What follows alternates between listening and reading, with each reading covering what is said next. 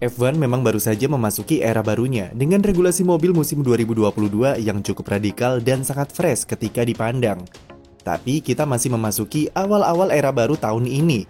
F1 sudah memikirkan bagaimana regulasi mobil yang akan dipakai pada musim 2026 mendatang. Sekitar 2 pekan yang lalu dalam pertemuan F1 Commission, FIA mengeluarkan rencana mereka dalam hal regulasi sasis mobil F1 2026 yang sepertinya bakal kembali mengalami perombakan besar secara desainnya. Regulasi baru tersebut direncanakan sebagai perubahan yang lebih revolusioner dan lebih sustainable bagi F1 dalam tujuan ramah lingkungan mereka. Seperti apa regulasi mobil F1 untuk tahun 2026 nanti? Seperti yang kita ketahui, selain sasis musim 2026 nanti, F1 juga akan mengalami perombakan di bagian mesin dengan regulasi barunya yang sudah diumumkan akhir Desember tahun lalu. Mulai dari dihapusnya komponen MGUH yang mahal serta kompleks, lalu komponen kelistrikan atau ERS yang dibuat lebih powerful menjadi 470 horsepower, dari yang saat ini sekitar 160 horsepower saja. Kemudian ada juga standarisasi komponen combustion engine yang akan diterapkan selaras dengan pembatasan anggaran pengembangan mesin serta penggunaan bahan bakar yang berkelanjutan. Semua regulasi mesin tersebut sudah disetujui oleh F1 serta FIA dan sekarang tinggal menunggu finalisasi dari regulasi baru yang sedang dibuat oleh pihak-pihak terkait. Dan seperti yang kita tahu, pembuatan regulasi baru ini punya tujuan spesifik untuk menarik produsen mesin baru ke F1 seperti Porsche dan Audi yang selangkah lagi memastikan diri untuk gabung pada musim 2026.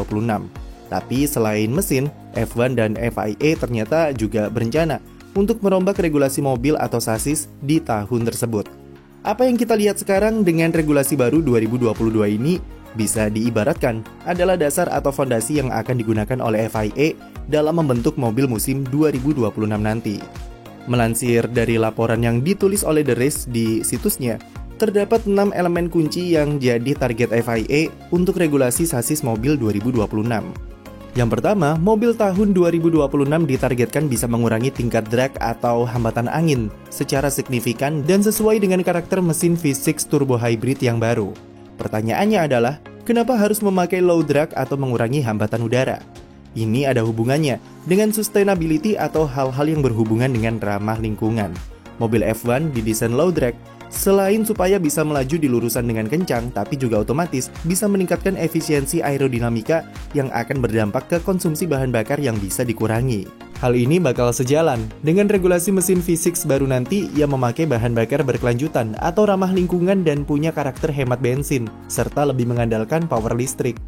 F1 juga mempunyai target tersendiri untuk mengurangi konsumsi bahan bakar sebagai bentuk komitmen mereka dalam hal sustainabilitas lingkungan. Jadi tidak heran jika mereka mengambil langkah-langkah seperti mengecilkan drag di mobil untuk menghemat bensin. Tapi kalau drag mobilnya kecil, maka otomatis tingkat downforce juga akan menurun dan membuat mobil lambat di tikungan, bukan? Untuk mengatasi masalah ini, pimpinan divisi teknis F1 yaitu Pat Symonds mengatakan jika ia sudah merencanakan penerapan komponen aerodinamika aktif untuk musim 2026 mendatang. Aktif aero adalah semacam komponen aerodinamika di mobil yang bisa digerakkan atau diubah-ubah settingannya di tengah-tengah balapan. Pat Symonds berencana jika mobil F1 nanti akan punya 2 mode, di mana pembalap bisa mengaktifkan mode low drag ketika di lurusan dan mode high downforce di tikungan. Ia tidak mengatakan bagaimana penerapannya nanti, tapi menurut kami, kemungkinan komponen aerodinamika yang bisa diubah-ubah adalah di sekitar sayap depan atau sayap belakang. Solusi ini merupakan langkah yang bisa membuat mobil F1 tetap mampu melaju cepat di tikungan, walaupun sasisnya didesain dengan drag yang kecil. Lalu, target kedua yang dipasang FIA adalah memperbaiki kualitas balapan yang sudah diterapkan di regulasi baru 2022. Itu tidak perlu kami jelaskan panjang lebar karena musim ini, F1 sudah membuktikan jika mereka berhasil membuat mobil yang mendukung duel-duel seru saat balapan. Konsep mobil 2022 sudah cukup bagus dengan cara mereka mengalirkan dirty air yang memungkinkan pembalap untuk saling menempel lawan mereka di depan. F1 dan FIA hanya perlu memperbaiki beberapa aspek seperti mengurangi peran DRS dalam keperluan overtaking pembalap dan aspek kompetitifnya secara non-teknis, supaya tim-tim papan bawah mampu lebih bersaing lagi. Kemudian target ketiga dan keempat kita gabung jadi satu, yaitu mengurangi dimensi dan berat mobil untuk regulasi 2026 mendatang. Salah satu problem terbesar pada mobil saat ini adalah berat mobil yang dinilai terlalu berlebihan dan dimensinya yang cukup lebar serta bongsor.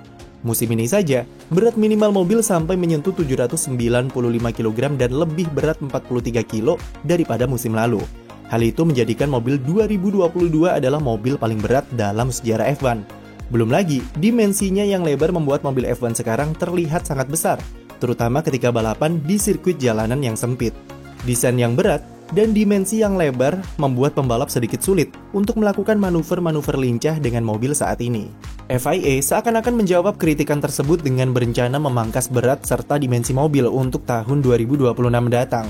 Itu berhubungan juga dengan regulasi mesin baru nanti yang lebih mengandalkan kelistrikan dan membutuhkan bahan bakar lebih sedikit dari mesin saat ini. Menurut Pat Symonds, konsumsi bahan bakar mungkin akan berkurang sekitar 20-25% lebih sedikit dari mesin V6 generasi sekarang. Itu memungkinkan mereka untuk mengurangi volume tangki bahan bakar yang otomatis bakal memangkas berat serta dimensi mobil F1.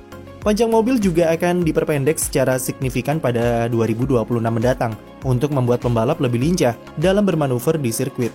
Berat dan dimensi yang dikurangi ini juga diharapkan mampu membuat mobil F1 lebih cepat ketika melaju di sirkuit dan membantu memperbaiki kualitas balapan karena pembalap bisa mengemudikan mobil mereka dengan lebih leluasa. Lalu target kelima, FIA ingin sasis baru 2026 nanti bisa memenuhi unsur sustainability atau keberlanjutan dalam hal finansial serta lingkungan. Dari hal keuangan, sasis nantinya akan ada beberapa komponen standar atau spek serta desainnya yang lebih sederhana dengan tujuan pemangkasan biaya supaya lebih murah. Selain itu, material pembuatan sasis juga direncanakan dibuat dari bahan-bahan yang bisa didaur ulang. Tim-tim akan diarahkan untuk menggunakan material-material bekas atau ramah lingkungan untuk membuat komponen baru di mobil mereka. Saat ini McLaren sudah menerapkan konsep sustainabilitas dalam mobil mereka, yaitu bahan pembuatan kursi kokpit dibuat dari bahan ramah lingkungan. Dan target terakhir yang diinginkan FIA untuk regulasi sasis 2026 nanti adalah adanya inovasi-inovasi teknologi untuk memperbagus sistem keamanan pembalap yang sudah ada saat ini.